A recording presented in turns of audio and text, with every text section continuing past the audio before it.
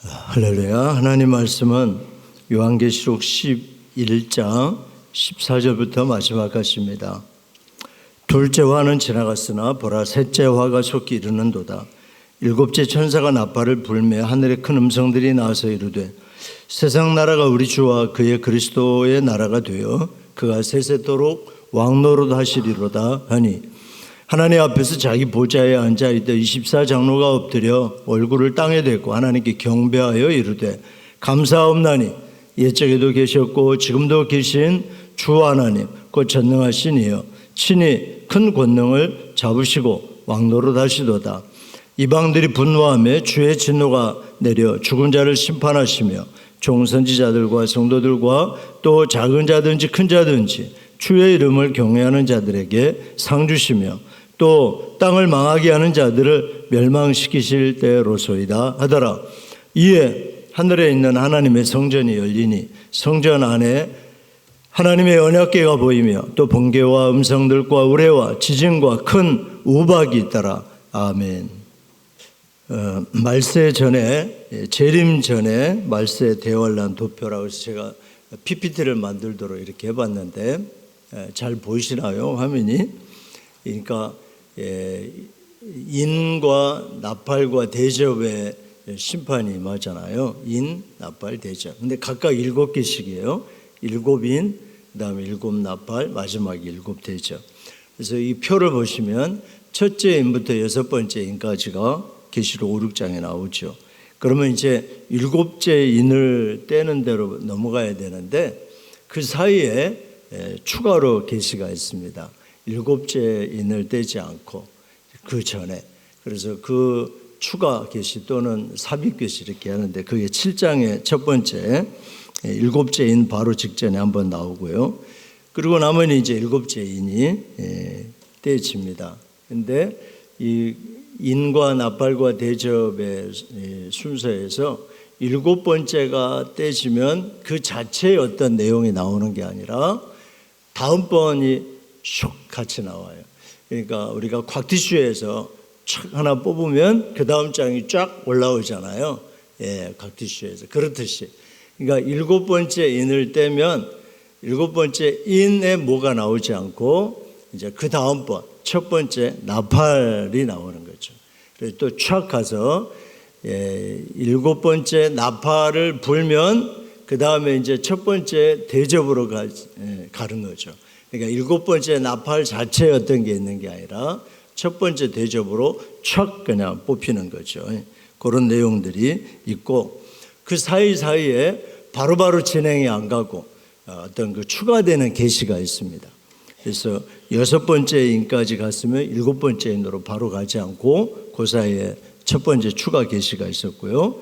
나팔들이 쭉쭉쭉 6번째 간 다음에 7번째 나팔 그 전에 또 2번째 추가 계시가 있습니다. 이런 식으로 말하자면 오늘은 7번째 나팔이 울릴 때 어떤 사건이 일어나는지 살펴볼 차례입니다. 7번째 나팔은 반드시 울릴 것입니다. 그래서 제가 설교 제목에 마지막 나팔은 반드시 울린다 이렇게 정해봤습니다. 한번 따라서 해봅시다. 마지막 나팔은 반드시 울린다. 인을 떼는 재앙은 하나님의 비밀이 하나씩 펼쳐지는 것과 같은데 7번째 인을 뗄 때 7나팔의 환상으로 넘어가게 되죠. 7번째 나팔에서는 세상에 어떤 현상은 없어요. 대신에 세상이 아닌 하늘에서 벌어지는 일들을 소개합니다. 먼저 그리스도의 주권을 찬양하고 하늘에 있는 성전이 열려서 보이게 되었습니다. 과연 하나님께서 7번째 나팔이 울려 퍼질 때 어떤 일을 하실까요? 3가지로 말씀을 해주시고 있습니다. 본문에. 첫째는 주의 나라를 이루십니다. 한번 따라서 합시다. 주의 나라를 이루심. 마지막 나팔 소리와 함께 우리 주님께서는 주의 나라를 완성하십니다. 나팔 소리와 함께 그 순간 주의 나라가 완성되었음을 외치는 하늘의 큰 음성 여러분 들어보시기 바랍니다. 15절입니다. 15절 본문을 같이 읽겠습니다. 시작. 7째 전사가 나팔을 불 때 하늘의 큰 음성들이 나서 이르되 세상 나라가 우리 주와 그의 그리스도의 나라가 되어 그가 세세토록 왕노릇하시리로다니. 그리스도께서 왕권을 차지하셨습니다. 계시록의 목적을 심판이구나 이렇게 생각하시는 분도 있겠지만 아닙니다. 7번째 천사가 나팔을 불었음에도 곧 무서운 다음 심판, 최후의 심판으로 바로 넘어가지 않는 이유는 계시록의 목적이 심판 자체가 아님을 우리에게 보여줍니다. 계시록의 궁극적인 목적, 그것은 그리스도의 왕권 회복입니다. 왕권 회복. 그래서 천사들이 그리스도의 주권을 선포하고 24장로는 그분의 나라가 회복되었다고 그리스도의 왕권을 찬양하고 있습니다. 주님께서 우리에게 가르쳐 주신 기도문이 있죠. 주님이 우리에게 가르쳐 주신 기도문을 줄여서 뭐라고 부릅니까? 주기도문. 그렇게 부르잖아요.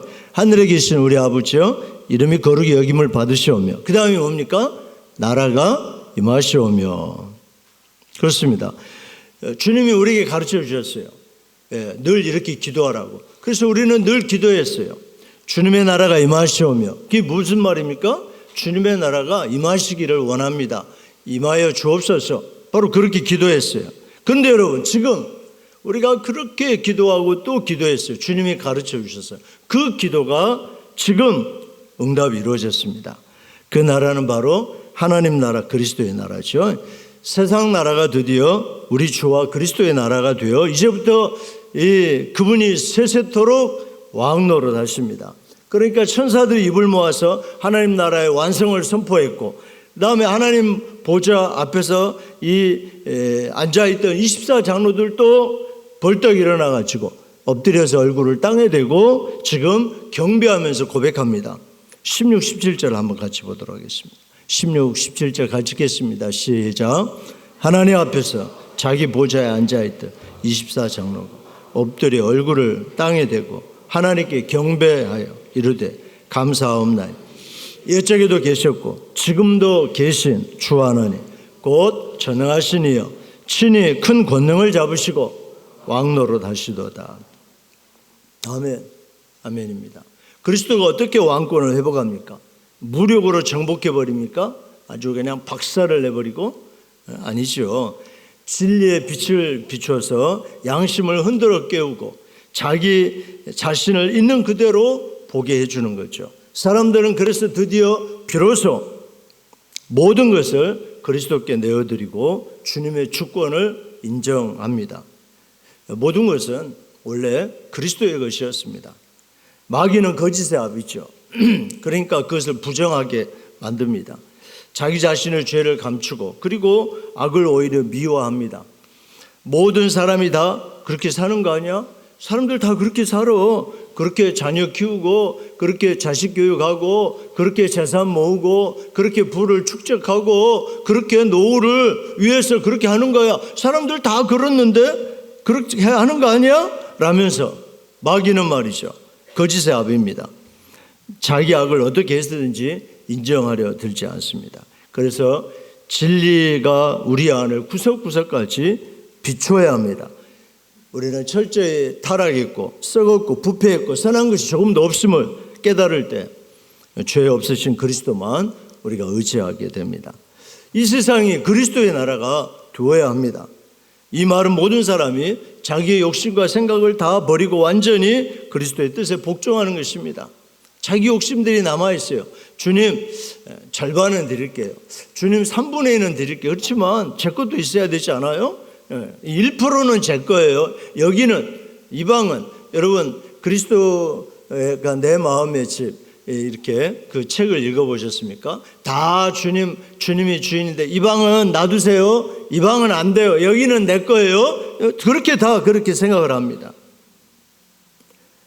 왜 사람들이 여러분 그리스도의 신앙을 싫어하는지 아십니까? 여기에는요 사람을 높이는 것이 없어요.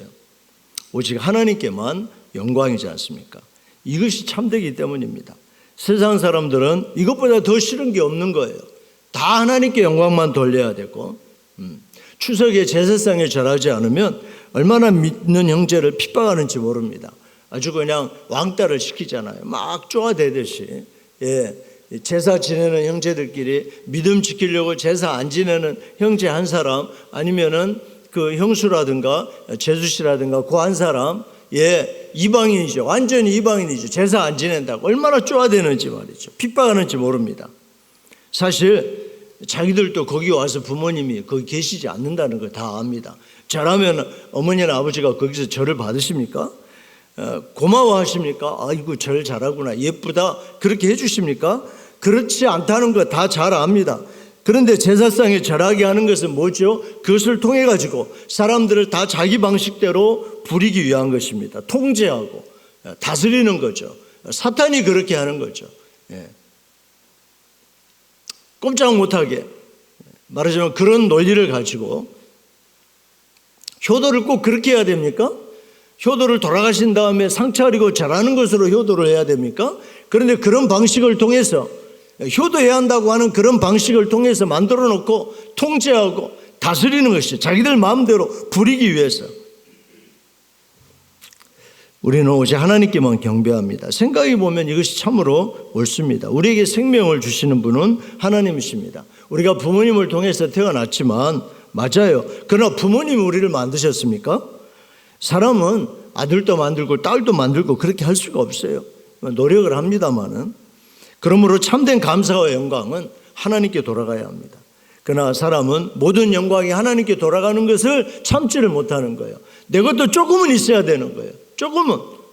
어떻게 해서든지 쪼개가지고 내 몫을 챙기고 노후라도 보장해야 되는데요 하면서 조금이라도 내 것을 가지고 내 나라를 만들어야 되는 거예요. 온전히 그리스도의 나라가 되는 것, 하나님의 왕권을 싫어하는 거예요, 여러분. 그리스도께서 이 땅에서 하신 일이 무엇입니까? 하나님 영광을 100% 하나님께 돌린 거죠. 이게 그리스도의 통치 핵심입니다. 모든 영광을 하나님께 돌려라. 99%도 안 돼요. 오직 100%여야 되는 거예요. 왜냐하면 이것이 피조물인 우리에게 마땅하기 때문입니다. 우리의 생명을 생각해보면 우리가 만들지 않았습니다. 우리가 먹고 사는 것도 모두 주님이 주신 것입니다.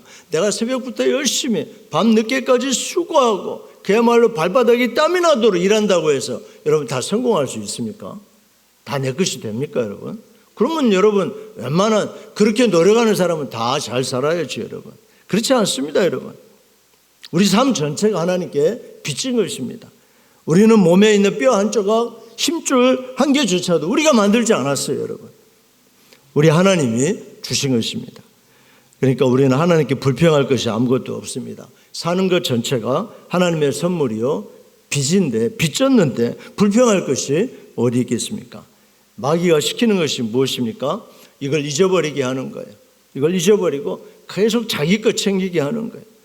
그러면서 또 하나님께 불평해요. 불평할 때는 불평해요. 하나님 왜 저걸 나에게 안 주시나요? 하나님 왜 저거는 내게 주시지 않습니까? 하나님 다른 사람은 다 그거 가지고 있는 것 같던데 왜 나는 안 주세요? 이런 불평은 그러니까 결국 그리스도의 통치를 거역하는 것입니다.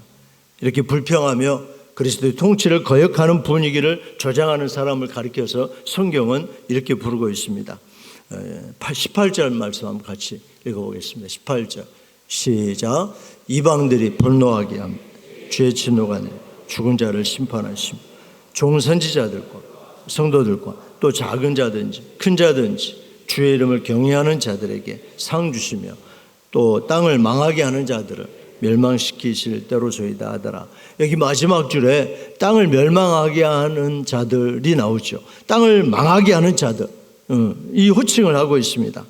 완전한 주의 나라가 임하기 위해서는 이런 자들이 멸망을 받아야 이루어질 수 있습니다. 왜냐하면 이들은 끊임없이 무시하고 업신여깁니다. 그리스도 그러면 손가락질합니다. 신앙 그러면 조롱합니다. 비웃습니다. 왜 꼭 그렇게 해야 되냐고.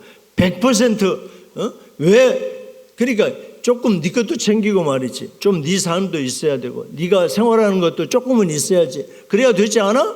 이러면서 말이죠. 그러니까 그리스도의 나라가 이루어지지 않는 거죠. 왜냐하면 100% 그리스도의 통치가 이루어져야 되는데 하나님은 세상 속에서 하나님의 통치를 받아들이고 영광 돌리는 사람을 통해서 하나님의 나라를 확장해 나가십니다. 그러니까 여러분 자연인 한 사람이 전혀 하나님을 알지 못한 한 사람이 주님으로 그리스도를 영접하고 이제 왕 대신 그분께 굴복할 때 주님은 그 심령을 통치하기 시작하십니다. 여러분, 나라와 그리고 땅과 영토와 백성만 있다고 나라가 됩니까? 아니죠. 통치권이 있어야 되죠. 여러분, 일제 36년에 우리 땅도 있었고 백성도 있지만 우리 주권을 잃어버렸잖아요. 그러니까 우리가 식민지 된 거 아닙니까? 하나님의 나라도 하나님이 통치하셔야 됩니다. 하나님이 통치하셔야 돼요. 여러분, 이 정치인들이 대통령이 되고 주권자가 되면은 자신들을 비난하고 업신여긴 사람들 얼마나 무시합니까? 그냥 가만 놔두지를 않지 않습니까? 누가 됐든지 간에 어떻게 해서든지 그냥 아작을 내려고 하잖아요. 두고 정치를 계속 보면 말이죠. 지난 대회도 이번 대회도 다음 대회도 그냥, 왜냐하면 자기 주권이 자기가 지금 통치하는 게 무시받고 업신여기는 거를 견디지를 못하는 거예요. 조롱하는 거를 말이죠.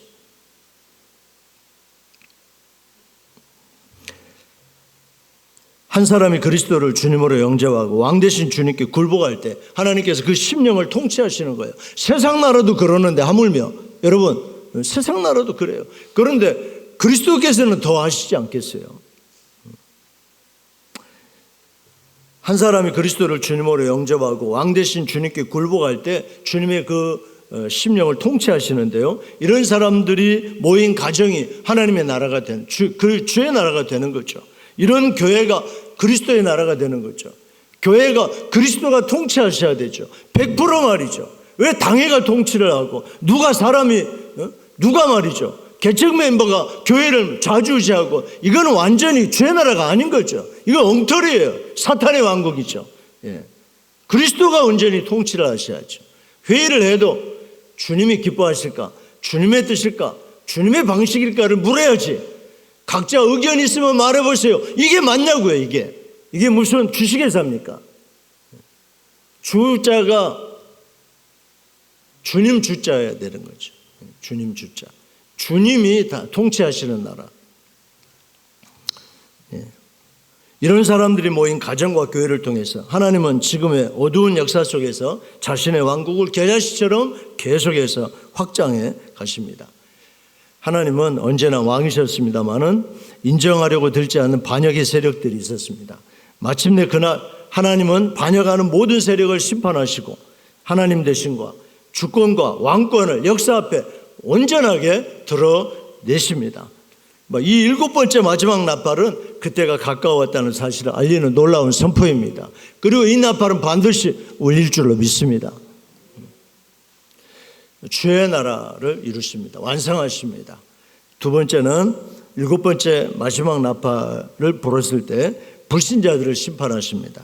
그리스도를 영접하지 않고 하나님을 거역했던 모든 자를 심판하기 위해 울려 퍼집니다. 18절 말씀 한번 다시 읽어보겠습니다. 시작. 이방 나라들이 시작. 이방 나라들이 분노하며 주의 진노가 내려 죽은 자를 심판하시고 좋은 선지자들과 성도들과 또 작은 자든지 큰 자든지 주의 이름을 경외하는 자들에게 상 주시며 또 땅을 망하게 하는 자들을 멸망시킬 대로소이다 하더라. 이방 나라들, 불신자들이죠. 악한 왕이 나오면 좋아하던 자들이 참 왕이신 그리스도께서 오시는데 그렇게 싫어하고 아주 분노를 터뜨립니다. 이유가 무엇일까요? 악한 왕이 나오면은 아주 좋아해요. 악한 왕인지 뭔지 모르면서 그냥 내 편이니까 좋아해요. 좋아해. 이유가 무엇일까요? 무조건 그 악한 왕은 자기들에게 아부도 해요. 막 아부해요. 왕이지만 백성들에게 아부해요. 그리고요, 죄악도 눈 감아줘요. 자기도 악한데 웬만한 죄악들도 다 봐주고 넘어가고, 악한 왕은 그런다 이 말입니다. 그렇기 때문에 환영하고 난리를 쳐요. 악한 왕이 나오더라도. 그러나 그리스도는 자기들에게 아부하지 않아요. 그리스도가 왜 사람에게 아부합니까? 인간에게, 인생에게. 그리고 그리스도는 죄악을 그대로 보아 넘어가지 않습니다. 그리스도는 반드시 심판하십니다. 회개하면 그 죄를 위해서 용서하시기 위해서 십자가에서 피 흘리고 죽고 그리고 부활하신 그리스도이시지만 끝까지 회개하지 않는 악한 자들은 그대로 넘어가지 않아요. 눈 감아주지 않아요. 그렇기 때문에 싫어하는 거예요. 사탄은 사람들을 분노하게 함으로써 자기 종으로 만들어버립니다. 분노하기 잘하는 사람, 노하기를 성질내기를 잘하는 건 조심해야 됩니다. 왜냐하면 사탄의 종일 가능성이 많습니다. 물론 예수님도 죄 앞에서 노했지만, 죄 앞에서는 노하지만 그냥 시도 때도 없이 노하기를 좋아하는 것은, 화를 내기를 좋아하는 것은 그렇게 바람직하지 않습니다. 사탄은 사람들을 분노하게 함으로써 자기 종으로 만들어버립니다. 하나님의 왕권을 인정하고 감사하는 사람들은 분노하지 않습니다. 언제나 감사함으로 섬기고 일합니다. 왜 그렇게 막 불평이 많은지. 그러나 반면에 늘 감사하고 아주 좀 감정이 상했을 것 같다 싶은데도 감사하는 사람들이 있어요. 감사하고 기뻐하고 즐거워하면서, 그렇습니다, 여러분. 분노하고 야망으로 일하는 사람은 반드시 망하게 되어 있습니다. 그 이유는 그가 무슨 일을 한다고 하지만 실제로는 하나님이 만드신 것을 망치고 있기 때문에 그렇습니다. 완전한 그리스도의 나라는 이런 자들이 멸망을 받아야 이루어질 수 있습니다. 이방들이 분노하며 주의 진노가 내려 죽은 자를 심판하신다, 본문에 그랬죠. 여기서 우리는 여러분 죽음이 마지막이 아니라는 것도 알 수 있습니다. 죽은 자들을 심판하지 않습니까? 죽은 자들. 죽으면 끝인데. 여러분 그러잖아요. 잘 먹고 잘 살다 워라밸 살다 뭐 죽으면 끝이야. 사람들이 그렇게 말하기 쉬운데요. 아닙니다, 여러분. 죽음으로 끝난다면 심판도 필요가 없을 거예요. 사람에게 한번 죽는 것은 정하신 것이지만 그 후에는 반드시 심판이 있다고 말씀을 하십니다. 죽는다고 해서 끝나는 일이 아니죠. 그러므로 악인들도 부활할 것입니다. 우리 사도신경 마지막 부분에 다시 사는 것을 믿사오며 했잖아요. 그때 선한만, 믿음의 사람만 부활하면 다시 삽니까? 악인도 다시 삽니까? 제가 꼭 물어보거든요. 그러면 선한 사람만 부활한대. 아닙니다. 악인도 부활해요. 불신자도 부활해요. 왜? 심판을 받아야 되니까. 여러분, 만약 귀신들, 영만 있다면 고통이 와요, 안 와요? 고통은 육체가 있어야 오잖아요. 그러니까 심판을 받고 고통을 받으려면 뭐가 있어야 돼요? 육체가 있어야 돼요. 그래서 악인들도 반드시 부활하는 거예요. 부활할 때, 마지막 때 선인만 아니라 악인도 부활한다는 사실을 우리는 알아야 됩니다. 그래야 심판을 받을 것이기 때문입니다. 하나님을 거역하고 은혜를 끝까지 거절했던 모든 악인도 부활해야 합니다. 심판받으려고. 마지막 나팔은 불신자들을 심판이 가까웠다는 사실을 우리에게 알려줍니다. 마지막 세 번째, 성도에게는 불신자들은 심판을 받고 그리스도의 나라가 완성되고 불신자가 심판받고, 세 번째, 성도에게 상을 주십니다. 바로 하나님의 종 선지자들과 주의 이름을 경외하는 성도들입니다. 18절 한번 다시 읽어봅시다. 18절 시작. 이방들이 분노하며 주의 진노가 내려 죽은 자를 심판하시며 종 선지자들과 성도들과 또 작은 자든지 큰 자든지 주의 이름을 경외하는 자들에게 상 주시며. 아멘. 여기까지. 종 선지자들과 성도들과 또 작은 자든지 큰 자든지 주의 이름을 경외하는 자들에게 뭘 주시며? 상 주시며. 선지자들과 주님을 경외했던 성도들이 상을 얻습니다. 우리는 여기서 선지자가 누굴까 생각할 수 있는데요. 계시록에서 말하는 선지자는 성도입니다. 성도 중에서 부름을 받아서 말씀을 증거하며 생명을 바치는 사람들, 복음을 전하며, 우리 성도들이 다 복음 전하잖아요. 이 선지자는 특별한 목사나 선교사가 아니에요. 요한계시록에서 말하는 선지자는 부름을 받아서 열심히 복음을 전하는, 생명 바쳐 전도하는 교사들이고 전도자들이고, 그들이 바로 요한계시록이 말하는 선지자임을 아시기 바랍니다.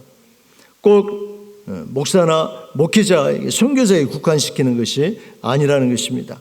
마지막 시대 하나님 나라를 위해서 말씀에 온전히 순종하여 이 시대의 제자들로 나아가서 복음을 위해서 한 생명을 위해 헌신하는 사람, 교사, 전도자, 그들이 바로 하나님의 종임을 계시록은 우리에게 말씀하고 있습니다. 복음 전파를 위해서 평생을 하나님께 드리고 마침내 주님 앞에 섰을 때 만왕의 왕이시오 만주의 주이신 우리 하나님께서 그를 인정하실 것입니다. 여러분, 지금 이 요한계시록을 누가 받아 적고 있습니까? 사도 요한이잖아요. 요한은 지금 나이가 몇 세가 넘었다고 그랬어요? 90이 넘었다고 그랬어요. 그는 늙은 나이에 반모섬에 지금 투어 왔어요? 유배대에 왔어요. 지치고 무더위에, 그리고 노쇠한 육체로 환상을 보고 있는데 지금 쓰러졌을지도 몰라요. 지금 쓰러진 가운데 환상을 보고 있을지도 몰라요. 그 부분은 성경에 기록이 없지만 환상 가운데서도 인도하던 주님께서 이번에는 더 놀라운 환상을 보여주십니다. 바로 19절 말씀입니다. 19절 말씀 같이 읽어보도록 하겠습니다. 환상을 지금 보고 있나 봐. 안 나오네. 빨리 같이 읽겠습니다. 시작. 이에 하늘에 있는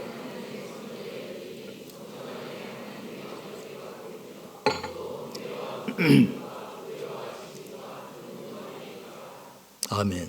마침내 요한의 눈앞에 하늘에 있는 하나님의 성전이 열립니다.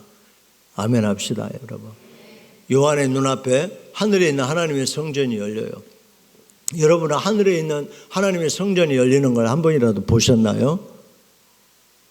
자신 있게 대답을 못하는데 이 메시지를 듣는 이후로부터는 자신 있게 아멘 할 수 있기를 바랍니다. 거기 성전에 뭐가 보였습니까? 언약궤가 보였어요. 이것은 하나님께서 요한과 여전히 함께 계시고 말씀하여 주시고 다스리겠다는 뜻입니다. 그리고 요한을 유로하시는데 성전 안에 언약궤만 아니라 또 뭐가 있었습니까? 놀라운 것들이 있었는데 성전 안에 19절 한번 다시 보십시오. 성전 안에 하나님 언약궤가 보이며 또 뭐가 있습니까? 번개와 음성들과 우레와 지진과 큰 우박이 있더라. 하나님을 의지하고 마지막 시대 믿음을 지키면서 100% 주님의 주권을 인정해 드리며 살아가는 성도들을 위해서 하나님이 예비하신 것, 번개와 음성들과 우레와 지진과 큰 우박, 이거 하나님이 예비해 놓으신 것입니다. 번개와 음성들과 우레와 지진과 큰 우박이 무엇입니까? 구약시대 이스라엘 백성들이 위험에 처할 때마다 하나님 살려달라고 부르시면 하나님이 자기 백성을 도우시며 사용하셨던 무기들입니다.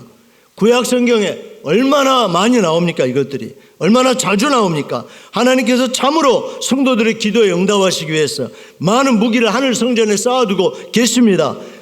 번개와 음성들과 우레와 지진과 큰 우박들을 준비해 놓고 계십니다. 강한 자들에 비해서 약한 형제들이 얻을 수 있는 축복이 무엇인지 아십니까? 여러분에게 지금 질문하는 거예요. 세상에 쓸만한 것들을 다 가졌다고, 잘 나간다고, 출세했다고 성공하는 사람들에 비해서 전혀 그렇지 못한 형제 자매들이 얻을 수 있는 축복이 무엇인지 아시냐 이 말입니다. 제가 40년 넘게 목회하면서 약한 형제가 하나님의 직접적 개입과 간섭하심을 더 많이 체험하는 것을 보았습니다. 그리고 여기 서 있는 저도 마찬가지고요. 아무것도 의지할 것이 없어요. 하나님밖에 의지할 것이 없어요. 그 성도는 하나님의 직접적인 도우심을 많이 받게 되어 있습니다. 내가 많이 준비해놓고 내가 많이 쌓아뒀고 내가 많은 인맥이 있어서 찾아갈 때가 많고 이런 사람에게는 하나님의 기적도 하나님의 역사도 보이지 않아요. 물론 구하지도 않겠지만. 그러나 광야에서는 아무것도 붙을 것이 없습니다. 무조건 하나님만 바랐고 그 결과 직접적인 하나님의 도우심을 더 많이 경험할 수밖에 없었습니다. 하늘과 땅 사이에 나를 도와줄 사람이 아무도 없다고 생각할 때 하나님 앞에 엎드려서 눈물로 기도할 수밖에 없는 거죠. 다른 방법이 없는데요. 하나님 살려주십시오. 하나님 내 딸을 살려주십시오. 하나님 살려주십시오. 하나님밖에는 나를 살려줄 사람이 없습니다. 이렇게 한 번이라도 여러분 하나님 앞에 구하고 하나님을 찾아본 적이 있습니까? 그분은 하나님께서 하늘 지성소에 쌓아두신 번개와 음성들과 우레와 지진과 큰 우박이 무엇인지를 아실 것입니다. 그리고 그 경험들을 그 간증들을 하실 수가 있을 것이라 그 말입니다. 여러분 그래서요 우리는 한 번씩 우리 삶을 아주 가볍게 할 필요가 있습니다. 일부러라도 내게 있는 것을 다 줘버리고 놓아버리고 가진 것이 없는 알몸과 빈손으로 서볼 필요도 있다는 것입니다. 여러분 그런 만약 경우를 만나거든 너무 슬퍼하지 마시기 바랍니다. 너무 힘들어하지 마시기 바랍니다. 하나님 정말 당신을 사랑하십니다. 그러면 더 사실적으로 하나님의 성전이 열리고 언약궤도 보일 것이고 아멘. 번개와 음성들과 우레와 지진과 큰 우박의 은총으로 강력하게 개입하시는 하나님을 경험하실 수도 있을 것입니다. 내가 가장 낮은 곳에서 가장 가난한 모습으로 정말 100% 하나님밖에는 의지할 것이 없는 모습일 때 결국 주님께서 직접 나의 원수들과 싸우기 위하여 나서실 것입니다. 하나님이 내 앞에 나아가실 것입니다. 하늘의 영광스러운 그 나라에서 주님 나라가 완성되는 그날, 주님을 위해 살았던 성도는, 모든 성도는 여러분 상을 받음을 기억하시기 바랍니다. 주님께 대접한 냉수 한 그릇이라도 결코 상을 잃지 않습니다. 그 나라를 꿈꾸며 믿음으로 살아가는 길에서 반드시 승리할 수 있도록 성령께서 여기 앉아 예배하고 메시지를 듣는 우리 모두에게 큰 은혜를 내려서 도우시기를 간절히 빕니다.